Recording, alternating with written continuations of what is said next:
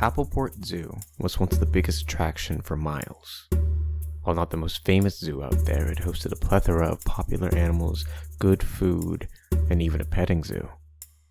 Honestly, the zoo was probably the reason that the city had done so well prior to the cut.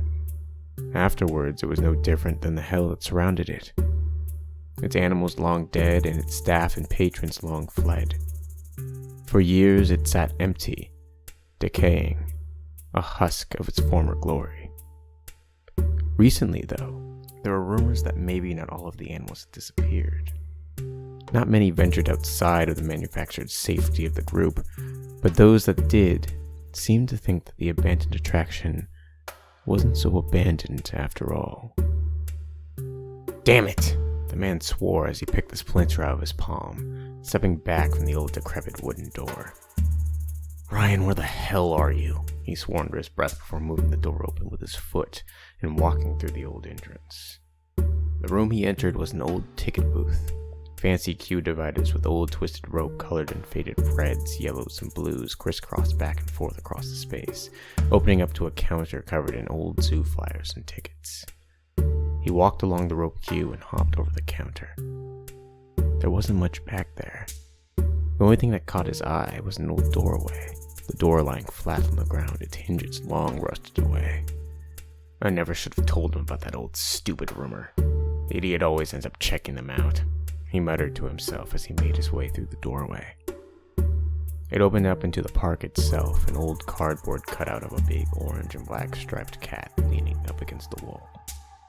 A speech bubble pointed toward his mouth, reading in faded letters, "Welcome to Appleport Zoo. Have a wild day." The man sighed and kept walking. Large cages and enclosures stretched out to either side of him, with jungle-themed pathways and bridges intermittently branching off of the main road. Though this place had been abandoned years before he'd been born, the man felt a strange mix of unease with a twinge of vicarious nostalgia as he walked around the liminal grounds. The pathway curved, and he eventually came upon what was probably the food court. Old buildings, mimicking a jungle village, surrounded the circular open space that at one point had most likely been filled with round metal tables, seats, and umbrellas attached. But strangely, the rusted tables had all been pushed haphazardly away from the center, most tipped over in the process. The cracked asphalt in the center looked like it had been scooped out, large chunks of it strewn across the area, creating a shallow but wide divot in the ground. Leaves and small branches were spread around the area, litter becoming thicker the closer it came to the center. In the center, large, thin, straggly feathers could be seen peeking through the debris. They were a dull, grayish blue, flecked with brown. The man knew that whatever creature those feathers came from was something unnatural, and he was in its nest. As soon as the realization hit him, he backpedaled, trying to get out of the clearing. He hit one of the tables, falling over to one side, his ankle getting caught on the metal of the attached bench. He shuffled back into his back, pressed against the wall of one of the concession stands. Using the wall as support, he staggered to his feet and hobbled his way around the stand, into the employee area where he crouched and caught his breath. He quietly cursed himself as he examined his ankle. Luckily, it looked fine. Just then, a loud but distant bang rang out through the complex. The man shrank against the wall, his already shaken demeanor deteriorating even further. A minute went by, and then 5 minutes. Finally, the man let his breath steady and took stock of his surroundings. Everything near him seemed to be the same. The bang sounded like something hard or heavy had hit something. Maybe the wind had blown something over. Either way, he needed to get out. The man started moving back down the path he'd come earlier, hunched over and keeping to the sides, avoiding fallen leaves and debris. But when he got a little ways down the path, he faltered. What about Ryan? Damn him, I'm gonna kill him myself, he muttered as he reluctantly backtracked again. Past the food court was a large building. The doors were nowhere to be seen, the opening looming up like a dark maw. The man slowly moved towards the entrance and glanced through. The room was just as disheveled as any of the past rooms he'd seen. Sighing in resignation, he entered. It seemed to be some sort of place dedicated to displaying insects and things of that nature. Old terrariums were fit into the walls, most with their glass shattered, and the few that were still intact were filled with thick walls of web. Towards the back of the room was some sort of maintenance door. Past it was a long hallway lined with a thick network of piping along the ceiling. The man crept along the hallway. He considered calling out for Ryan, but thought better of it, just in case the nesting creature was around. He went down the hall, checking doors that branched off as he went. Most of the doors were locked, and the ones that did open, the hinges were long rusted, causing him to squeal loudly when forced to swing. He tried to stay as silent as he could, but he needed to locate Ryan as fast as possible. At the end of the hall was a larger double door. It was mostly nondescript, however it immediately caught the man's attention. The door was open and free-swinging. All of the other doors had long since frozen in place with rust and disuse, but as the man pushed his hand against this door, it moved with very little resistance. As he cautiously stepped through, he glanced back and noticed that where the door met the wall there was a large dent. The paint in that spot was freshly scraped off, as if it had been kicked in very, very recently. The man quickly looked around the room. It seemed to be some sort of warehouse filled with rows of shelves that stretched high towards the ceiling, stacked with crates, boxes, old empty cages, etc. He moved deeper into the room, navigating his way through the upturned shelves, his footsteps softly echoing throughout the room. As he turned around another row of shelves, he noticed a soft noise.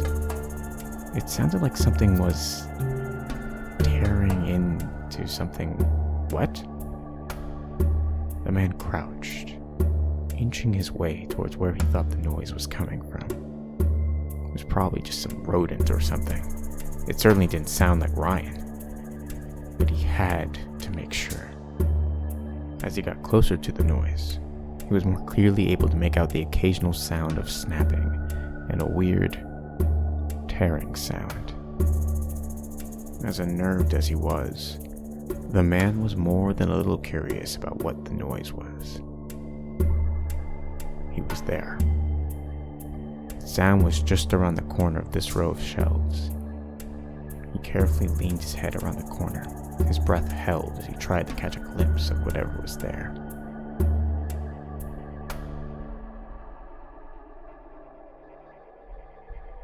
Ugly wasn't a strong enough word to describe this thing.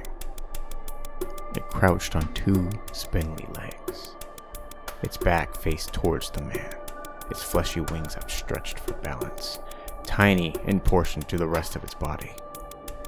This creature was huge, easily taller than a man when fully stood up, its neck long and wrinkled. Every inch of this thing was covered in thin, dull, bluish-gray hair, or feathers, or something. It almost resembled a massive bird, but there was the undeniable otherworldliness about it. Surrounding the bird were scraps of human viscera, blood, bone, flesh. It was eating someone. It was wide enough to block most of the person from sight, but the head was just in view. The man couldn't move. Shock, adrenaline, fear, anger, sadness, a flurry of emotions washing over him.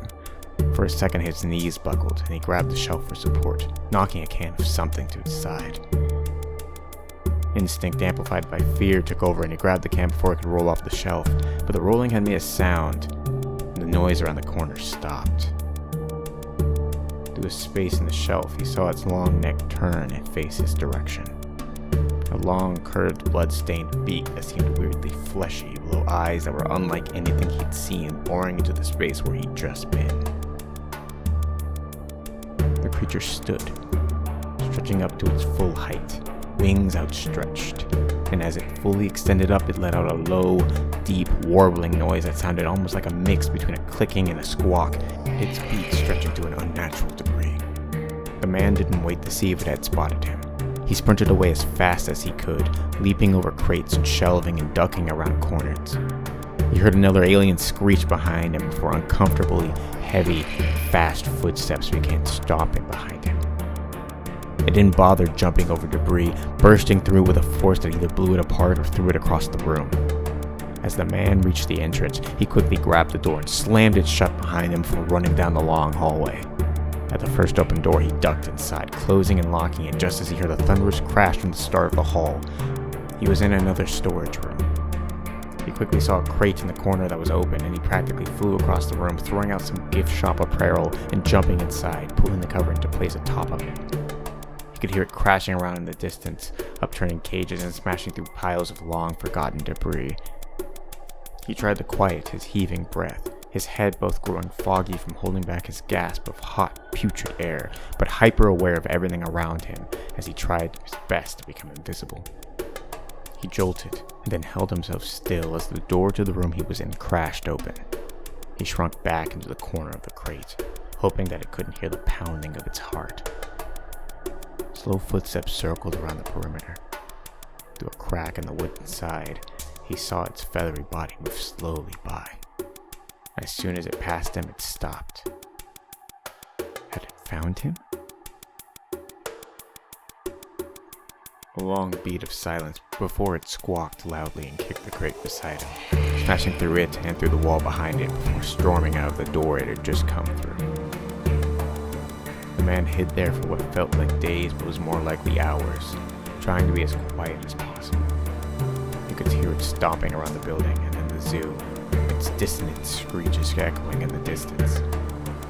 Eventually it gave up and stomped back past the room where he hid, back towards Ryan. He waited a while longer. The room he was in was too far to be able to hear the noise that had drawn him towards the back and the creature in the first place. But eventually he lifted the lid off and slipped out of the crate, back out the front door of the building. As he ran through the decrepit zoo, tears streaming down his face from fear and from mourning, he thought he heard that strange warbling in the distance behind him. He put his head down and ran faster.